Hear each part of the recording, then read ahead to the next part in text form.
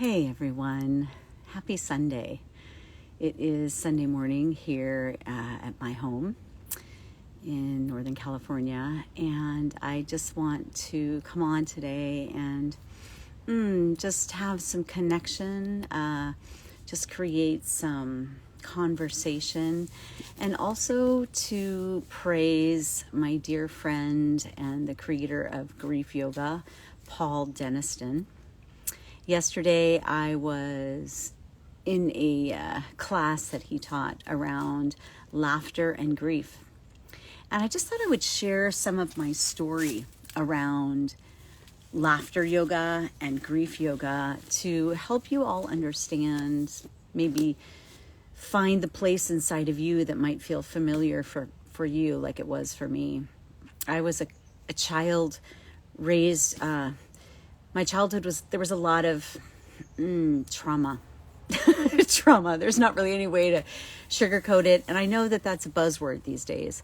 But when I started understanding the elements of trauma, especially developmental trauma, and I began to learn and grow in myself around my experience with trauma, things really shifted. And a lot of it had to do with my willingness.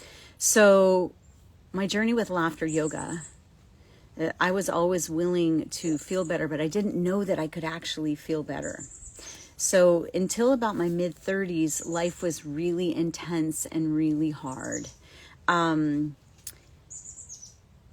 And in my late 20s, some of you might know this, I went through an illness, a nervous system disorder, because of my high levels of stress and anxiety that caused me to get an autoimmune illness. My immune system went down and I was paralyzed for 18 months.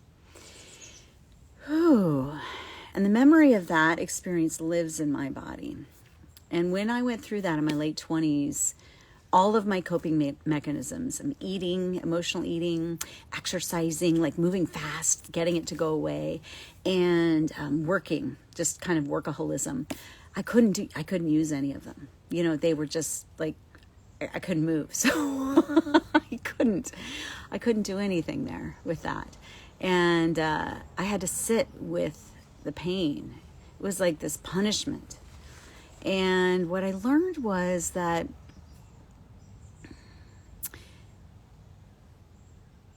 there's a gift in the pain.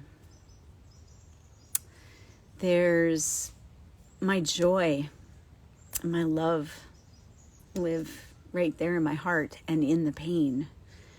The experiences I went through as a child occurred because I have such a huge heart and I was loving deeply and I felt disconnected and there was a lot of loss and I didn't know how to meet it.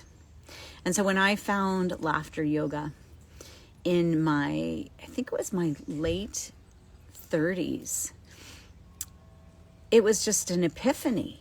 And I recognized, oh my God, why are we laughing? This is stupid. There's no reason for it. But my body, thank you. Because my body had been running such high levels of stress for so long that I didn't know anything else. I didn't. It was just constant fight or flight. And there were habits, there were patterns of stress and anxiety. So my body knew how to get there. And it thought every time I'm in a situation that looks like this. And since I knew that there was no safety here, because I didn't know how to create safety here growing up, I just felt out of control and overwhelmed all the time. And when I found laughter yoga, I laughed for no reason. My mind thought it was stupid. And my body was like, hallelujah. Yes. Yeah. And that's where ease started happening. Because even though the first 4 years, I became a laughter leader. I took 2 leader trainings and then I took a teacher training for laughter yoga.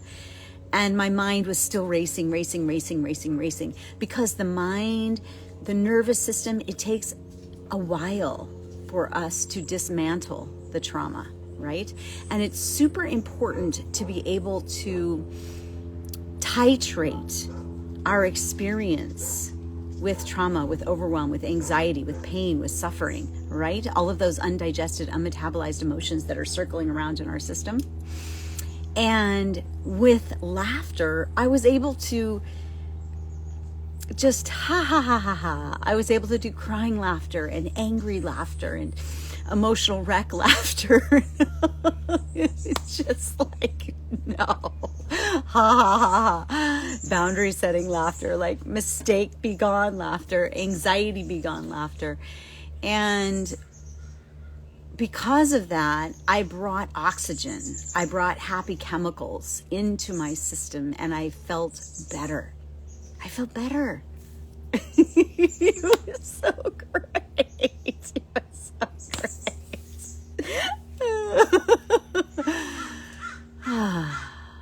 But as you saw me do right there, it was also, I brought breath into my system. Laughter is like forced breathing. And so I started breathing. And just through laughing, all of that new oxygen in my system and the happy chemicals that released in my system simply because I was laughing, not because my brain believed that there was anything good happening, but because my body needed the release, because my body was like, oh my God, I'm going to use this. There's going to be things happening here. And once I started having all those happy chemicals start releasing on a regular basis, my body and my neural pathways started to reprogram. And I started to feel better more often. And I could start laughing and doing laughter exercises in the middle of something really scary like anxiety be gone laughter, which anxiety is no breath. And I would start to release some of the stress. And it's called positive neuroplasticity, when the neural pathways start to recreate in positive ways. It's so good. It's so good. And so that became my new normal, laughing, right? As I was dedicated to it, I was dedicated to feeling joy and learning what joy was. And I got better and better at it just because I was practicing it all the time, right? Practicing laughter, practicing joy. And then my mom got sick and passed. And all of you, well, not all of you, but some of you might know that happened because I talk about it. And it was a complicated relationship, my mom and I. And so there was happiness that she passed and sadness that she passed. And there was a lot of turbulence right inside here. And if you know me, you know I'm just a huge-hearted woman, and I love life and I love people. And I needed to find a way to acknowledge the heaviness in me. And I kept laughing, but it was overriding the grief. And then I found GriefYoga.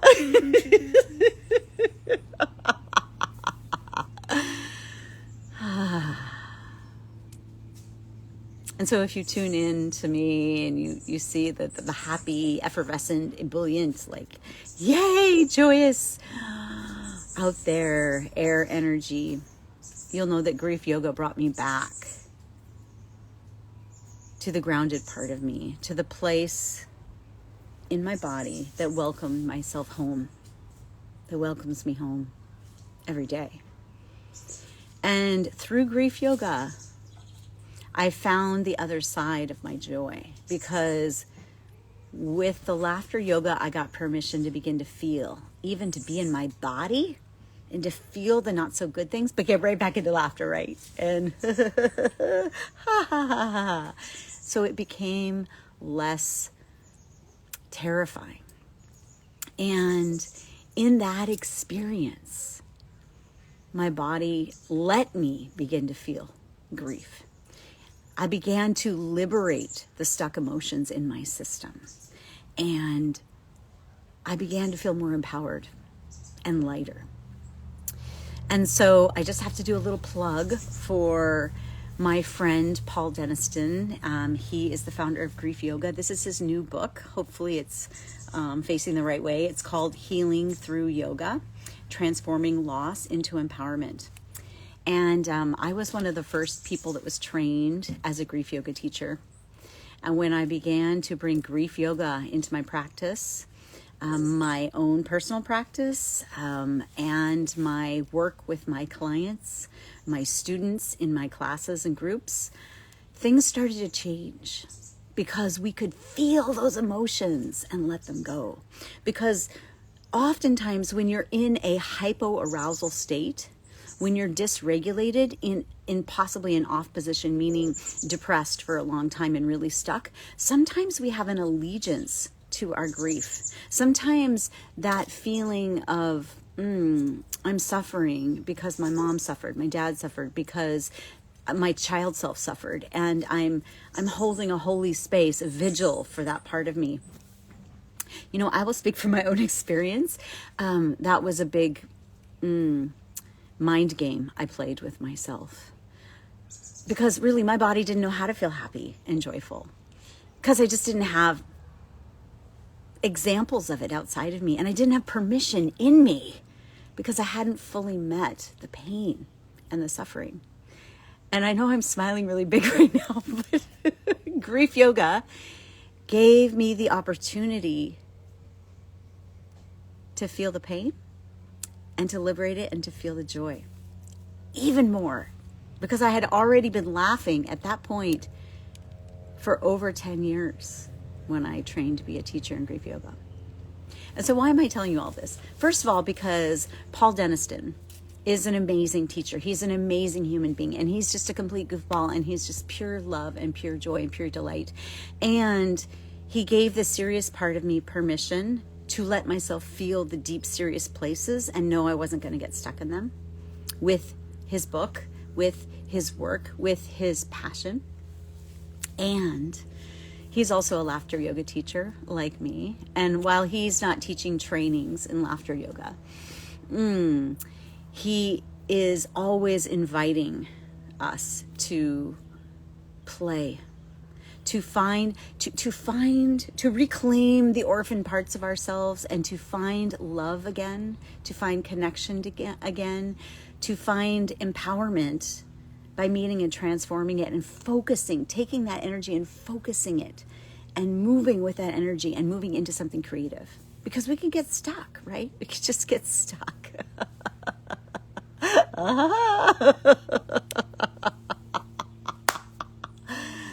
Oh, I'm laughing at myself.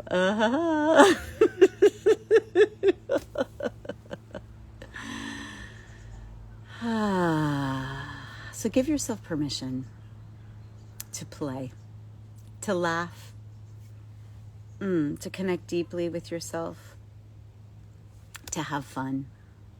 Give yourself permission to ask for support, to reach out. Give yourself permission to touch into those places, to touch into those spaces that are sticky and tricky. And you don't have to do it alone. There are so many tools out there to work with regulating trauma in the body. And come to a laughter class. That is the greatest way, especially in my laughter classes. They're all trauma informed. Come to a laughter class and just play. Go into the right side of the brain. Access your creativity and play with the problem. And let it go. And if you feel like the laughter practice is calling you deeper, I'm definitely a teacher of that. I'll be teaching a laughter yoga leader training at the beginning of March. I would love to teach you some of my trauma-informed tools for yourself, or to teach and lead other groups. There are so many opportunities to feel good. Allow yourself that luxury to feel good in your body again. You deserve it. Thank you. Thank you for your presence. Thank you for your willingness. Thank you for your courage and bravery. I see you. I appreciate you. You matter. You matter. And your mental and emotional health matters. Blessings.